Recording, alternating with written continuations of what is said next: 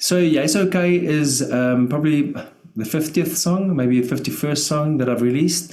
I've got over 50 songs already available online. And like I said, it started mostly as personal journal entries. And then it grew into, what I love doing and making music and getting across some sentiments and ideas that I think the world could use. And yeah, it's okay. It's one of those ideas. It started when my wife and I had a really tough time. We lost someone very close to us, to our family, and we were grieving. And I had this idea on the piano, which is like a short, melodic idea, which I didn't know what to do with. But it stood with me for a few weeks, and then after a while, I started journaling, and I actually started by writing "Yes, okay," which is "You are okay," as a idea to comfort my wife and to comfort myself, just saying, "You're okay. It doesn't matter what happened. You're going to get through this. You're stronger than you think." Almost like establishing your identity again. And that song grew, or that idea grew into a verse, and that verse grew into a chorus. And then I took that melody that I was playing on the piano and I put the two together, and there was a song.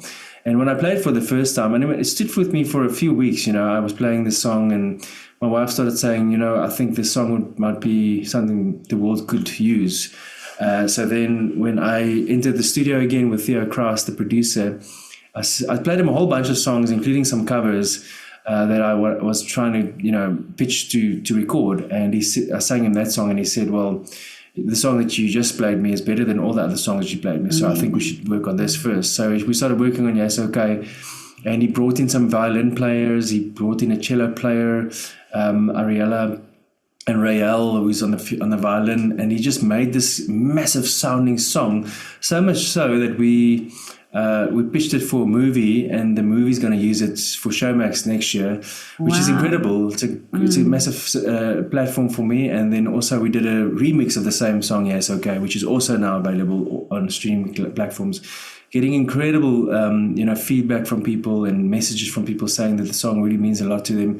A lot of people are going through a lot of heartache, and I think a song like that really lifts you up from that place, which music can do. It can really comfort and inspire and get people out of these dark places. So I'm glad that the music has that kind of ability and that kind of response, because it came from a real place. And like I said earlier, I think that's what makes a difference in music.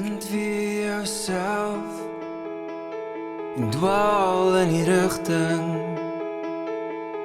van die ewige stryd.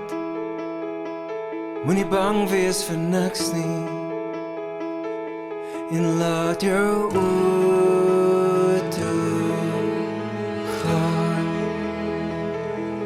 Voel jou pyn diep tot hier binne.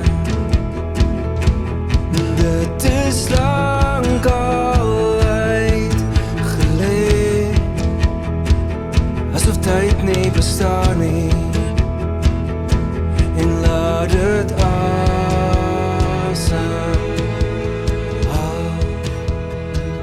Yeah, and it's honest, it's like you felt it, and you could relate, and you wrote the music, so how wonderful. Yeah, and I must say also the approach to this album was much different than all of my other albums. In the beginning, as a young guy, I was focusing so much on singing correctly, hitting the right notes, sounding nice. And with this EP recording, we really focused on the emotion. The producer, Theo, would call me back in after I sang the song, and he would say, that sounded very nice, but I don't believe you.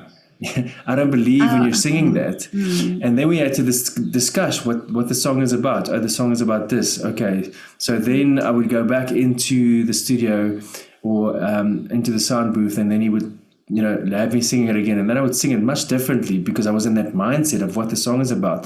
And it was the first time I approached music that way. We didn't take out all the kinks or the, places where my voice broke, because we wanted that realness. I remember this one instance, I wrote a song for my son called Verwachtings, and it's also coming out 11 October. But I sang the song, and he also once again called me back in. And he talked to me about my son, and when I went back and I put the headphones on, he played a voice note of my son over my ears before I sang, and that just broke me apart. Then I sang the song, and towards the end of the song, you can actually hear it on the recording. I started, bawling my eyes out. I started crying. I couldn't carry on singing, so we left it in. We didn't leave the crying in, but I mean, I stopped singing, and then that last note that I sing is so emotional because you could hear my voice is like, shaky. But I think that's stuff, that's stuff that will not be able to be copied by AI or whatever is making music. That personal human element is going to set music apart, and that's what I really wanted to do with this latest album. I love that you kept it in the recording, because that's sometimes what musicians also say, is that live performances, there's always something, it's a little bit out of your control, so the emotions are there, and if you, like you say, if your voice breaks a little bit or so on, whereas with recordings you can do it over and over again, so you can get it almost perfect. But then this is why people love live performances, because of the fact that it's so authentic, that it's just there. So you kept it. You did it actually in a recording, which is amazing. Yeah, we did. I mean, at most, we did the song 3 times. I mean, in my previous recordings, we would do 7 or 8 takes, or break the song apart and do only the verse and only the chorus. For these latest recordings, we really focused on the emotion. And like I said, if, we could both feel it, after that last, take, we would say, okay, Len, I felt that. And then I would be like, yeah, I felt it as well. Okay, cool. And then we moved on. So it wasn't like, I think you've got a bum note there, or I think you've missed that. Or no, it was more like, I felt that. So what else do we need? We just need that to feel it. And if it comes across that way, I'm very thankful, because for me, it was a very emotional process, because this whole album was, very emotional for me, just because it's personal stories. I took time with the music. I took time with, the lyrics, and to try to come across the way I wanted to. So I'm very excited for people to hear the whole EP. Right now, only Yes Okay is released.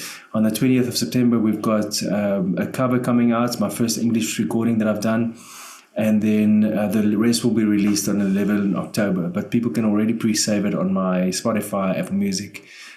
It's called Arende and Engele, because my son is called Arend. And I wrote the whole EP for my family. Yeah. I'm going to put it on my playlist. Please, yeah. No, definitely.